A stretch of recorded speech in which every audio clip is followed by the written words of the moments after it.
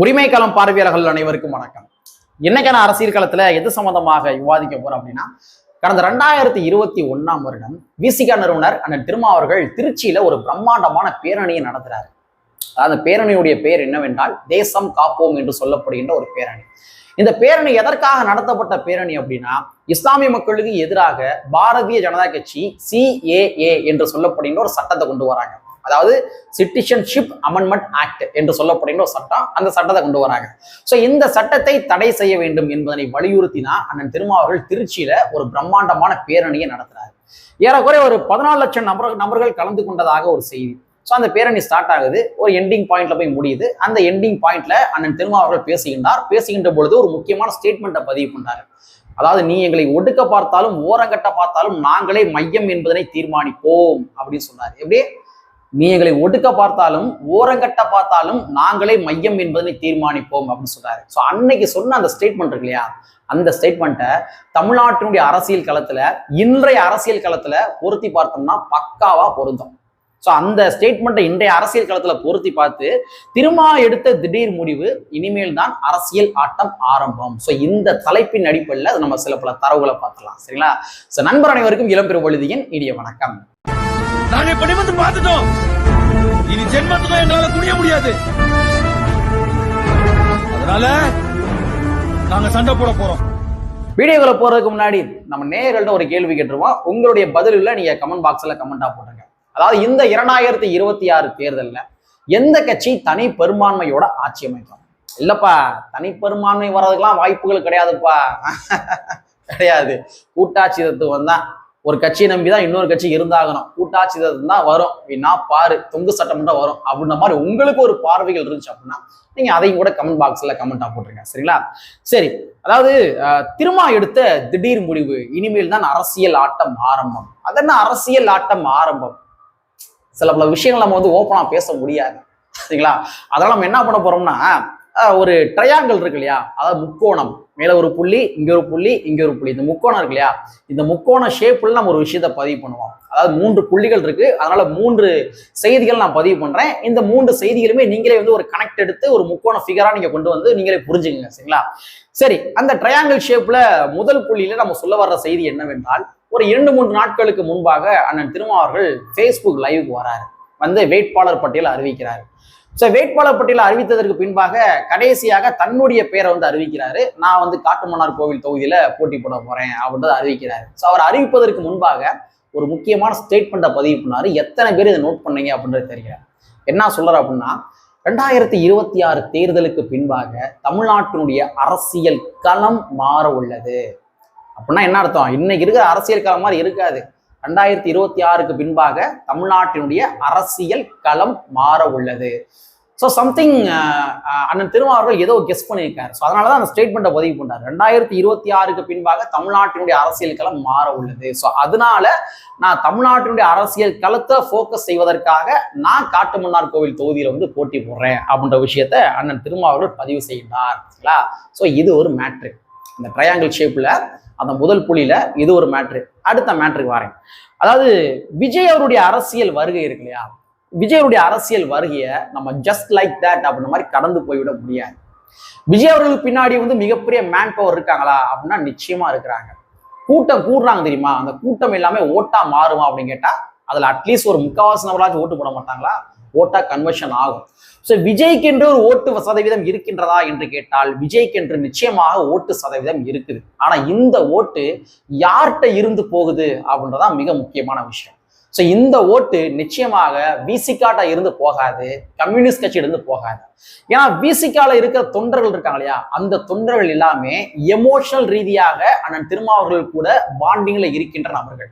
எனக்கு ஒரு பிரச்சனை அப்படின்னா அது விசிகா தான் வரும் அப்படின்ற மாதிரி அந்த எமோஷனல் பாண்டிங் இருக்கு இல்லையா, அந்த எமோஷனல் பாண்டிங்ல இருக்கக்கூடிய நபர்கள் தான் விசிகாவுடைய தொண்டர்கள். ரெண்டாவது, விசிகாவுக்கு என்ற ஒரு செக்டார் பீப்புள் மக்களுடைய வாக்குகள் இருக்குது. அதே மாதிரி விளிம்பு நிலை மக்களுடைய வாக்குகள் இருக்குது. அந்த வாக்குகள்ல அங்கொன்றும் இங்கொன்றும் கொஞ்சமாக விஜய்க்கு போகவே ஒழிய ஒட்டுமொத்தமாக விசிகாவுடைய வாக்குகள் சரியும் என்று சொல்லிவிடவே முடியாது. அதே மாதிரி இந்த பக்கம் நீங்க கம்யூனிஸ்ட் கட்சி எடுத்துங்க, கம்யூனிஸ்ட் கட்சியும் அதே மாதிரி தான். கம்யூனிஸ்ட் கட்சியில் இருக்கிற தொண்டர்கள் இருக்காங்க இல்லையா, அவங்க எல்லாருமே தொழிலாளர் வர்க்கங்கள். சோ தொழிலாளர் வர்க்கங்களுடைய வாக்குகள் என்பது அது கம்யூனிஸ்ட் கட்சி தான் போகும். அப்ப இந்த இரண்டு கட்சிகளுடைய வாக்குகள் சிதையுமா என்று கேட்டால் நிச்சயமாக சிதையாது. அப்ப யாருடைய வாக்குகள் சிதையும் அப்படின்னா அது திராவிட முன்னேற்ற கழகத்துடைய வாக்குகள். திராவிட முன்னேற்ற கழகத்தினுடைய வாக்குகள் தான் முக்கால்வாசி சரிவதற்கான அதிக பாசிபிள் இருக்குது. நீங்க விசிகவுடைய வாக்குகள் அப்படின்னா விளிம்புநிலை மக்களுடைய வாக்குகள் சொல்லிடுவீங்க. கம்யூனிஸ்ட் கட்சியுடைய வாக்குகள் அப்படின்னு சொல்லிட்டீங்கன்னா நீங்க யாருடைய வாக்குகள் சொல்லுவீங்க? தொழிலாளர் வர்க்கங்களுடைய வாக்குன்னு சொல்லுவீங்க. நீங்க திராவிட முன்னேற்ற கழகத்திற்கு என்று நீங்க என்ன செக்டார் வாக்குகள் நீங்க சொல்லுவீங்க? என்ன வாக்குகள் இருக்குது?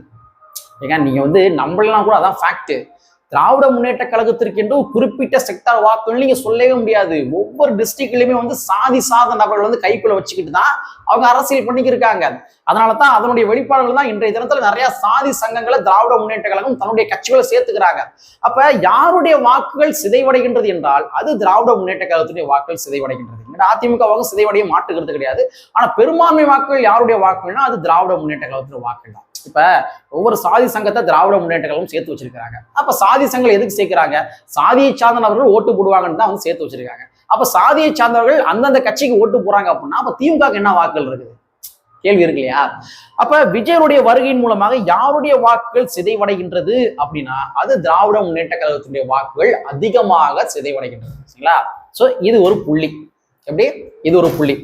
அந்த முக்கோண ஷேப்ல முதல் புள்ளி ஒன்று சொல்லிட்டேன். ரெண்டாவது விஜய் பத்தி சொல்லியிருக்கேன். மூன்றாவது ஒரு புள்ளியை சொல்றேன். இதை நீங்க அப்படியே ஒரு ஃபிகரா கனெக்ட் பண்ணிக்கங்க. மூன்றாவது புள்ளி என்னவென்றால் கூட்டணி என்றால் என்ன? கூட்டணி என்றால் தேர்தலுக்கு முன்னாடி தான் கூட்டணி என்பது கிடையாது. தேர்தலுக்கு பின்பாக கூட கூட்டணிகள் அமையலாம். கூட்டணி என்பது தேர்தலுக்கு முன்பாக மட்டும் கிடையாது, தேர்தலுக்கு பின்பாக கூட கூட்டணி அமையலாம். விடுதலை சிறுத்தை கட்சியின் நிறுவனர் அண்ணன் திருமாவர்கள் தமிழ்நாட்டினுடைய அரசியல் களத்துல யாரு கூட கூட்டணி கிடையாதுன்னு சொல்லியிருக்காரு. ஒண்ணு பாஜக, இன்னொன்னு பாமக. அந்தந்த அரசியல் களத்துல அரசியல் சூழலுக்கு ஏற்றவாறு எழும்புகின்ற கருத்துகளுக்கு ஏற்றவாறு அண்ணன் திருமாவர்கள் சில கட்சிகளை விமர்சனம் பண்ணுவார். மாற்றுக்கிறது கிடையாது. அரசியல் களத்துல அரசியல் சூழலுக்கு ஏற்றவாறு சில கட்சிகளை விமர்சனம் பண்ணுவாரு. ஆனால் கூட்டணியே கிடையாது என்று சொன்னது ரெண்டு கட்சிகள் மட்டும்தான். ஒண்ணு பாமக, இன்னொன்னு பாஜக. அப்ப இந்த மூன்று புள்ளிகளை நீங்க கனெக்ட் பண்ணிக்கங்க. முதல் புள்ளி என்னன்னு பார்த்தோம்னா அண்ணன் திருமாவர்கள் சொன்ன மாதிரி தேர்தலுக்கு பின்பாக அரசியல் களம் மாற உள்ளது. இரண்டாவது புள்ளின்னு பார்த்தோம்னா விஜய் அவர்கள் சிதைக்க போகின்ற வாக்குகள் யாருடைய வாக்குகள் அப்படின்னா அது திராவிட முன்னேற்ற கழகத்தினுடைய வாக்குகள். மூன்றாவது புள்ளி என்னவென்றால் தேர்தலுக்கு முன்பாக தான் கூட்டணி என்பது கிடையாது, தேர்தலுக்கு பின்பாக கூட கூட்டணி அமையலாம். அண்ணன் திருமாவர்கள் சொன்ன ஸ்டேட்மெண்ட் பாமக பாஜக கூட மட்டும்தான் கூட்டணி கிடையாது, மற்றபடி வேற எதுவுமே அவர் பதிவு பண்ணவே இல்லை. ஸோ அரசியல் களத்தை பொறுத்த வரைக்கும் எந்த நொடி பொழுது வேண்டுமானாலும் என்ன வேணாலும் நடக்கலாம். விசிகாவுடைய வேட்பாளர்கள் இவங்க தான் இருப்பாங்க அப்படின்ற மாதிரி யாருமே கெஸ் பண்ணல. திமுக கெஸ் பண்ணல, அதிமுக கெஸ் பண்ணல, தமிழ்நாட்டுடைய உளவுத்துறை கூட கெஸ் பண்ணவே இல்லை. அந்த மனுஷன் நான் திருமாவர்கள் மனசுக்குள்ளே வச்சு புதைச்சிருந்து அப்படியே ஒரே அடி அடிச்சிருப்பாரு உங்களுக்கு, அப்படிதான் நினைக்கிறேன். ஏன்னா யாருமே கெஸ் பண்ணல. எனக்கு தான் சீட்டு, உனக்கு தான் சீட்டு அப்படின்ற மாதிரி அவங்க ஒரு கன உலகத்துல இருந்தாங்க. ஆனா அண்ணன் திருமாவர்கள் வச்ச ட்விஸ்ட் இருக்கு இல்லையா, நானே போட்டி போறேன் அப்படின்ற ட்விஸ்ட் யாருமே எதிர்பார்த்திருக்க மாட்டாங்க. ஸோ அரசியல் காலத்துல எது வேண்டுமானாலும் எந்த நொடி பொழுது வேண்டுமானாலும் எப்பொழுது வேண்டுமானாலும் நடக்கலாம். சரிங்களா? இந்த மூன்று புள்ளிகளை நீங்களே ஒரு கனெக்ட் பண்ணி நீங்களே என்ன செய்தி சொல்ல வந்தேன் அப்படின்னா நீங்களே புரிஞ்சுங்க. பட் இருந்தாலும் நாம இறுதியை ஒண்ணு பதிவு பண்ணணும். என்ன அப்படின்னா நான் பேச வந்த அரசியல் என்பது அம்பேத்கரி அரசியல். நான் பேச வேண்டிய அரசியல் அம்பேத்கர் அரசியல். நான் பேச வந்த அரசியல் என்பது எளிய மக்களுடைய உரிமை சார்ந்த அரசியல். நான் பேச வந்த அரசியல் என்பது அதிகார வர்க்கங்களை நோக்கி கேள்வி கேட்க வேண்டும் என்ற ஒரு அரசியல். ஸோ அதனால நம்மளுடைய அரசியல நாம தெளிவா இருக்கிறோம். மற்ற நபர்களுக்காக நம்ம போய் வரிந்து கட்டி கொண்டு நாம மண்டையை கொடுத்து முட்டி தூக்க வேண்டிய அவசியம் கிடையாது. ஏன்னா நமக்கே 1008 அரசியல் இருக்குது, நம்ம 1008 விஷயங்கள் பேச வேண்டிய தேவைகள் இருக்குது. அதனால ஒரு 2 கட்சிகளுக்கு ஒரு பஞ்சாயத்து நடக்க அப்படின்னா அந்த 2 கட்சியுமே அவங்களுடைய பஞ்சாயத்தை தீர்த்து விட்டோம். இந்த கட்சிக்கு ஆதரவு நான் போறேன் அப்படின்னா நம்மளுடைய மண்டையை உள்ள கொடுத்து குறுக்கு இந்த கௌசிக்கு வந்தா அப்படின்னா போய் நின்றோம் அப்படின்னா கடைசியில யாருக்கு ஆபத்தாக முடியும்னா அது நமக்கு தான் ஆபத்தாக முடியும். இந்த ஒரு விஷயத்தை மட்டும் நான் அழுத்தம் திருத்தமாக பதிவு செய்து கொள்கின்றேன் என்பதனை கூறிக்கொண்டு எனக்கு ரொம்ப நிறைய விஷயம் வெளிப்படையாக பேச முடியல. பேசினா இடம் போயிருமோ அப்படின்னு தோணுது. அதனால ஷார்ட்டா சொல்லியிருக்கேன், நீங்களே மற்ற விஷயத்த புரிஞ்சுங்க என்பதனை கூறிக்கொண்டு கற்பி ஒன்று புரட்சி அம்பேத்கருடைய வரியை கூறிக்கொண்டு நிறைவு செய்கின்றேன். நன்றி, வணக்கம்.